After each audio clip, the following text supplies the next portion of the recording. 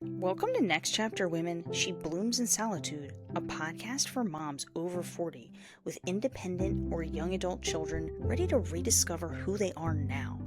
I'm Jess Bordas, joined by my co-host Maureen Mansi, and each week we'll uncover how to heal, grow, and reconnect with your inner strength through intentional alone time, emotional wellness, holistic care, and powerful mindset shifts so you can define your identity and reshape what middle age means for you. As certified mindset and identity coaches, holistic practitioners, and moms navigating midlife ourselves, we're here to walk with you. Join us in using solitude as the foundation to bloom again. Welcome to Next Chapter Women, She Blooms in Solitude.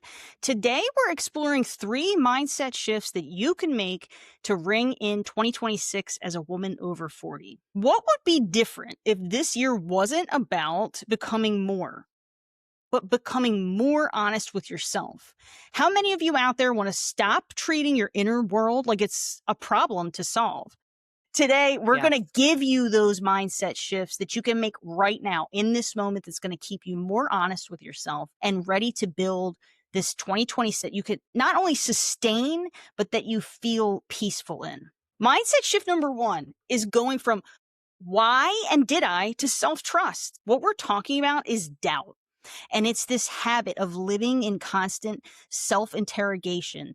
After every decision, after every conversation, after a choice, your mind immediately goes to this place of, why did I say that? Did I handle that right? What if I made the wrong move? And this becomes this sort of self-monitoring that is on overdrive. It's running your life and your mind constantly. You're replaying moments, you're second guessing yourself, you're mentally rewriting the past, even though nothing can be changed. Let's just jump right into why that's a problem. It might sound obvious, but Maureen, can you elaborate a little bit? Because when you're always in internal conflict, you're never finding inner peace. When you're constantly second guessing yourself, you're always just going around in circles and just never being sure of the truth inside of you. When we have self-trust, we have to understand and know that the decisions we make for ourselves are the right ones for us. When we're feeling self-doubt,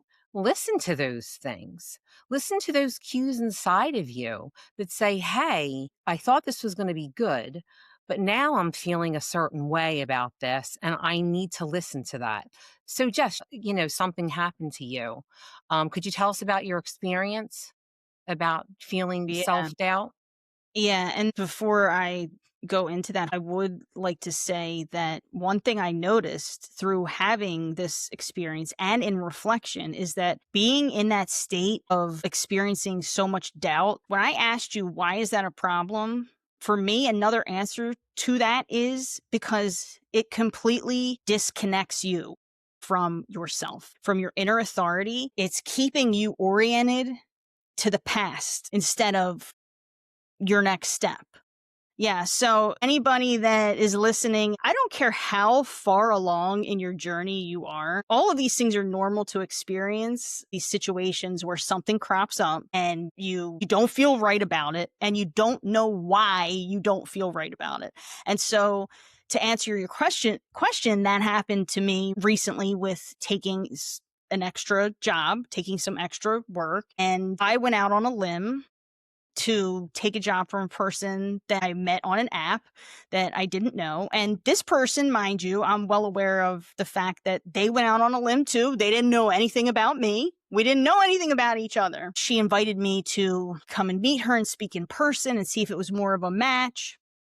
I started to realize that what she told me over the phone wasn't really aligning with what I was seeing in person. Now, mind you, it wasn't totally where I felt like, oh, no, this job is not right. I still didn't really know enough about the situation, and I didn't want to say no without learning more. I wanted to give it a chance. She hired me, and I showed up the next day, and as I'm getting started, things are changing again. I don't want to go into too much and reveal, who I'm talking about. I don't know if this person will ever see this in terms of what was being required of me. Things were being added on that weren't discussed initially. And so I left there feeling this is kind of weird. Like, I feel weird, but maybe I feel that way because it's new. New things feel strange. So I'm going to go back again, and I'm in a different environment. I've never been in a neighborhood like this before, maybe that's why. So I went back the next day, and long and short is it continued to change again. She's adding more and more things on that we never discussed. And I'm starting to feel very uncomfortable. I remember doing what was asked of me that day. It went from taking a few packages to the post office to taking 4 contractor bags of packages. It was over 50 packages to the local post office. And it was just basically throwing them out the door. This was not originally discussed. Here you go. Oh, do you mind doing this again? And I was in a situation where, what was I going to say? Yeah, I actually kind of do. I could have said that, but I chose not to. And took all of the packages. And that wasn't the only instance that made me feel off. There were several other key pieces that made me feel the way that I did, but I called you and I was Yes. like, I still feel really weird and I don't know why. I couldn't put my finger on it. So with that, so Jess would call me and her inner self was telling her, it felt weird. She just needs the money. The lady needs help. So she said, let's go with it. Right. It was totally opposite of how Jess and I are as people. It makes for an uncomfortable situation. So we're all about aligning with people that have similar values to us. We want to have positive people in our life. And this was completely opposite how Jess operated. And that was telling her, I just don't feel right being around this person. And you listen to that. So there were also communication and emotional pieces too, because another thing that I was realizing is that everything she was saying that she wasn't. Well, here's an example. It would be like she said she didn't like texting, she preferred calls. And so I had asked her, if I need to communicate with you, what's going on? Like, is it okay if I text? And she's like, you can text me, but not if you expect an answer in return. And I'm like, okay. So, but then as I was off work on my day off, she messaged me canceling me for a day. Mind you, it's my day off and I'm out on a hike and I didn't answer her for 2.5 hours. And she was texting, hello? Can you confirm you're getting this? This is an example of everything was a contradiction.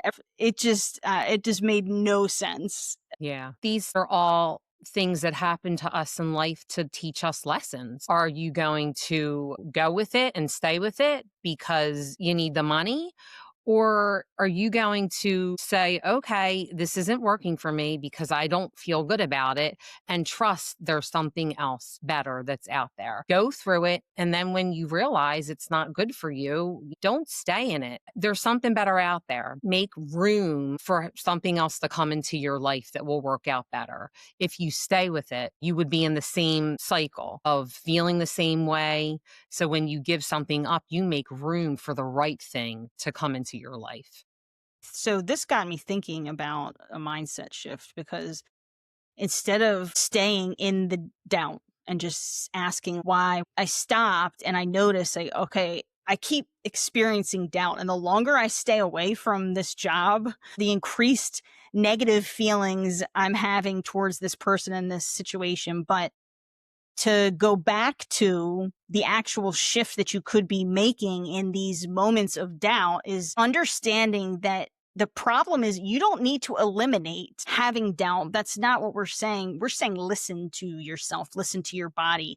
Don't weaponize the doubt against yourself. Reframe it and embrace it. Go, okay, all right, this is telling me something. I'm having this because it's telling me something. Yes. And when you listen to that inner voice, don't ever ignore it. If it feels great, awesome. If it feels wrong, then it's wrong and there's something better. You have the power inside to know what's right for you, to live your best life when you're aligning with what makes you the person you are. Go with that. Stay It with that. also sounds like you're saying that often behind doubt, there's intuition. Maybe there was a boundary that wasn't honored. a truth that wasn't spoken, a part of you that wants reassurance, and there's something else working and going on. Yes. I think that an Thank you. important note is that you don't build trust by being perfect. You build trust in yourself by staying with yourself, staying with you. That was said perfectly, Jess. And you can't put your trust in someone else if you don't trust yourself. So if you feel a certain way, the feelings are never wrong. Okay, so mindset shift number 2, going from I'll be happy when to taking back yourself. When you're living for and defined by a result, your identity is tied to X, Y, and Z. And an example is I heard this NFL coach in this interview. It was Sean McVay, and he said, my whole identity was wrapped up in whether I won or lost on Sunday. And so one thing you could do to identify if this goes on with you is just ask, hey, what is my identity wrapped in right now? What is the thing in my life right now where I'm telling myself, oh, if this happens or when this happens, I'll be happy. I'll be okay. My life will be on track. Is it the kids? Is it your marriage? Is it your relationship? Is it how your business is doing? And what we have to understand is that our identity is not having it be based on conditions.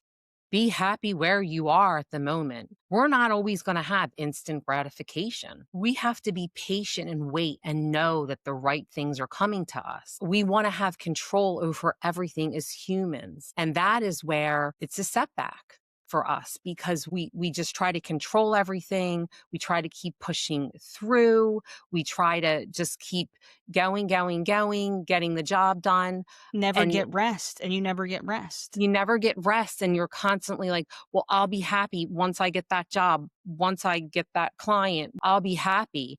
But everything happens when it's supposed to happen. And once we let go of the control is when you start seeing things happen. So you have to let yourself off the hook and realize that it's okay to take a step back. Don't base things on conditions. My brother is funny. I'm with my brother, and if I talk to him, oh, how are you? He's like, well, the Eagles lost today, so I'm not happy. A condition, right? We're all guilty of that. We're all guilty of that. I do that too. I don't let it stay with me for days. Sorry, Yeah, I had to sure. add that. Yes. Yeah, we all are.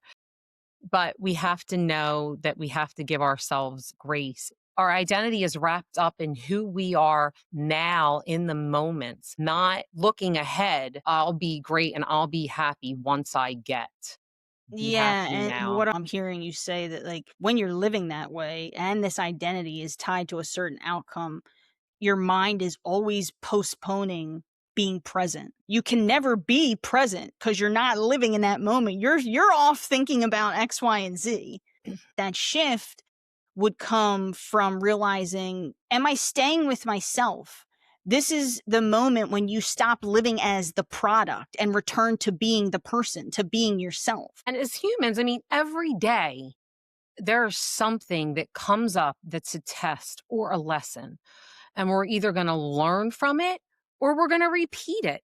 And these things might keep showing up in your life over and over and over again to keep teaching you the lesson because our egos control everything. You just have to trust yourself and take a step back and know that you are where you're supposed to be in the moment. When you're chasing, you're never giving it space for the right thing to come to you. I also feel that it's important to note that we're not asking anyone to stop caring about results, okay, and not have goals. We're saying stop abandoning yourself in order to reach these things. So just take a step back, allow yourself the time to let things happen around you. The right things will come. This was your mindset shift number 3, going from I get it all done to whoa, slow down. It sounds obvious, but to elaborate on what that means, it's a place where you're tying your identity to your level of productivity. Your worth is measured by this never-ending to-do list. What did I finish? What's still left undone? Your identity slowly becomes you're the one that keeps everything moving. You hold it all together. You're staying useful, and rest, slowness, pause, you almost might feel like that's irresponsible to have rest, to be slow, to pause. Or like you only earn those things when you're completely exhausted. So maybe, Maureen, you could talk about why that's a problem for a person. Well, sure, because with us building our business, it's been a really busy year. And I am a key example. I'm trying to practice what I preach here. It's not always easy for me. There was an example when we were talking about doing this episode that I was just going. It was the end of the year. I was trying to do stuff for the business. I was working on stuff for my job. I was doing stuff around my apartment. And I had all this anxiety. And I'm like, Maureen, what are you doing? Take a step back, take a couple deep breaths, listen to how your body is feeling. So I was having a real human experience, and I'm aware enough to know that I am the problem and that I can make the change to slow down and Right. and pull back. And then I got sick. And then if that wasn't a divine intervention, that really forced me to slow down. God So was like, you just put to words what that shift would look like, where you come to a place, catch yourself realizing I'm mhm. measuring my day by my output, to shifting to say, I'm going to measure my day by how I show up and I'm present. That's how I'm going to measure my day. Instead of, did I get it all done? Did I allow myself enough space to actually be in my own life today? I think I'm going to write that question down and put that somewhere where I can see. Did I allow myself enough space to actually be in my own life today? It's pretty important. That is so important. And I think when we show up on a daily basis regularly, you just give it your best in the moments that you have. If you're doing the best that you can on any given day, I mean, one day isn't going to be as good as the next, and vice versa. And just be at the point where you're happily in the moments of going through your day, and be okay if everything doesn't get done, because there's always another day.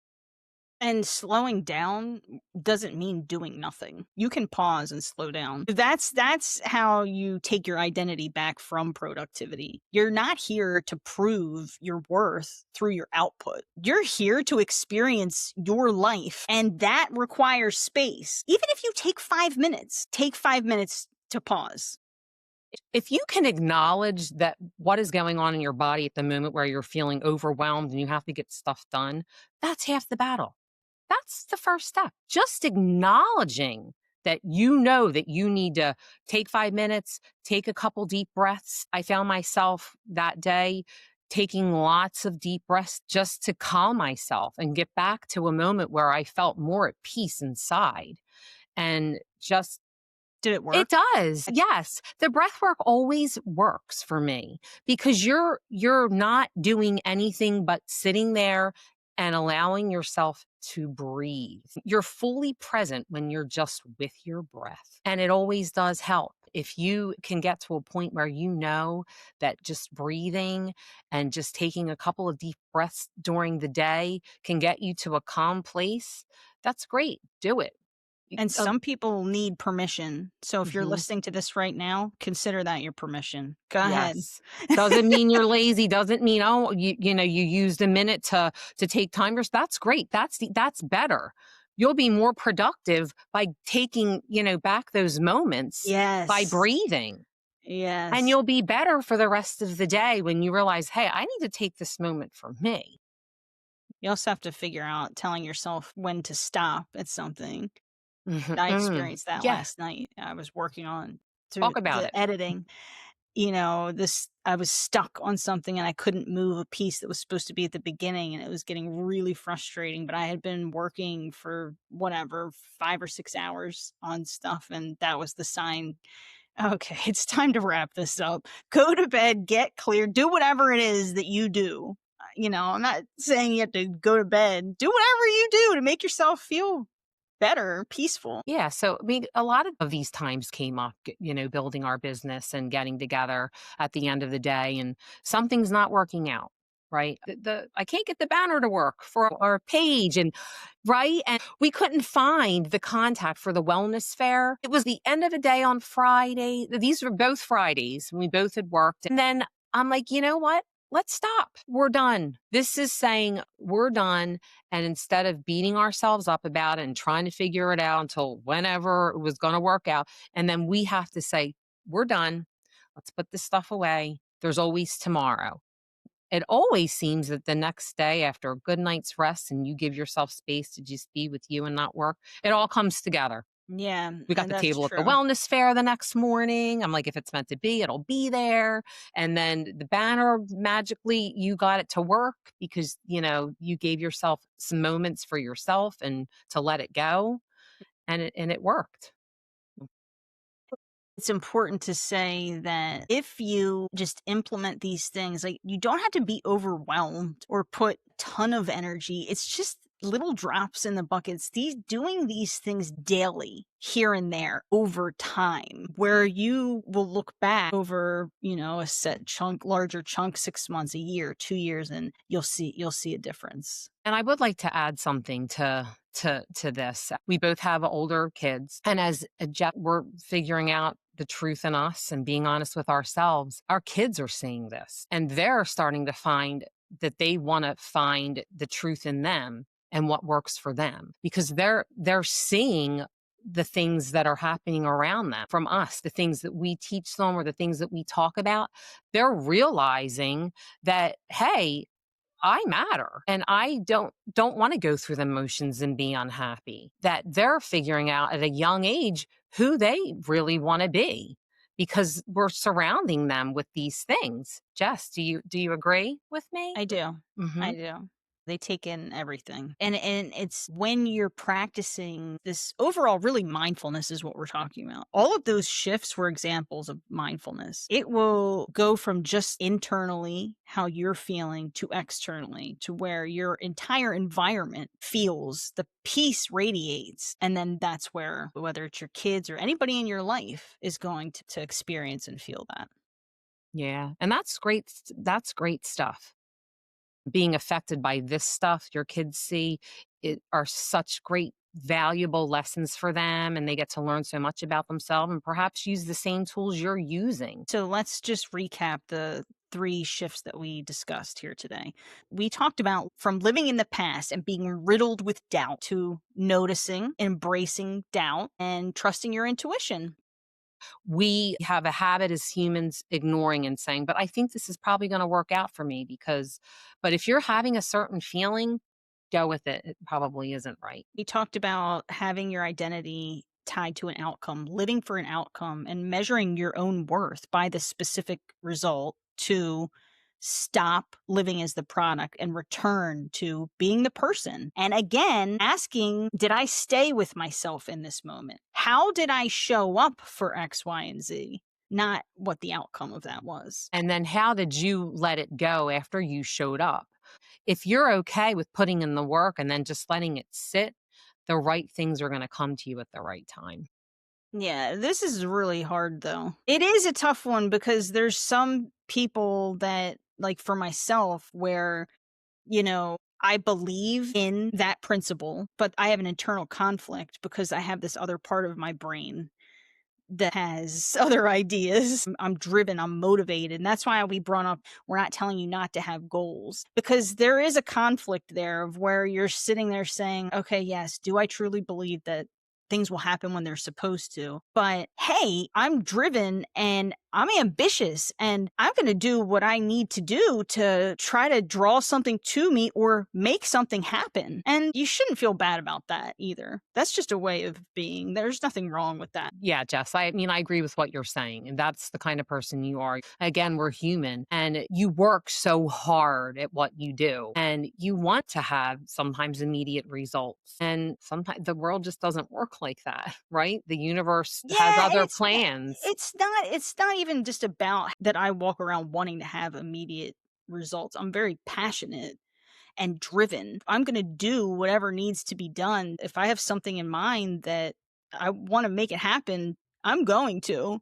Yes. But I guess it's being able to have the coping skills. Well, first the awareness and stopping yourself and going, all right, you got to slow down a little bit, and that's okay. It's just knowing yourself. And we're all different. You know, your strengths are different than my strengths, and vice versa. And we don't want to be that person that always agrees with the other person on things. We want to align with the same values, but we have to respect each other's differences and the way that we think about things. And so the last mindset shift we talked about was measuring yourself or tying your identity to your level of productivity and moving from that to, did I allow myself enough space to actually be in my life today? And that is my favorite question. I don't think I have anything more to add to that because that sentence just says it all. Thanks so much for joining us here today on Next Chapter Women, She Blooms in Solitude.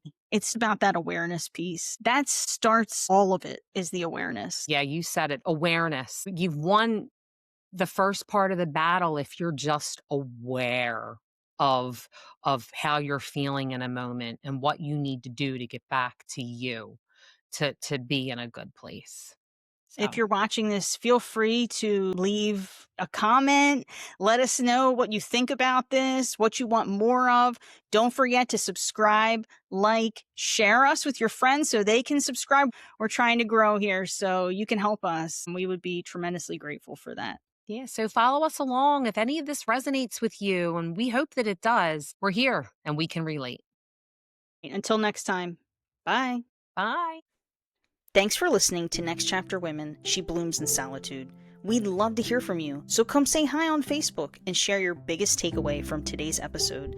And if you're ready to rediscover who you are in this new season, you can learn more about how we can help or book a free empowerment call through the link in the show notes. And don't forget to hit subscribe so you never miss what's next.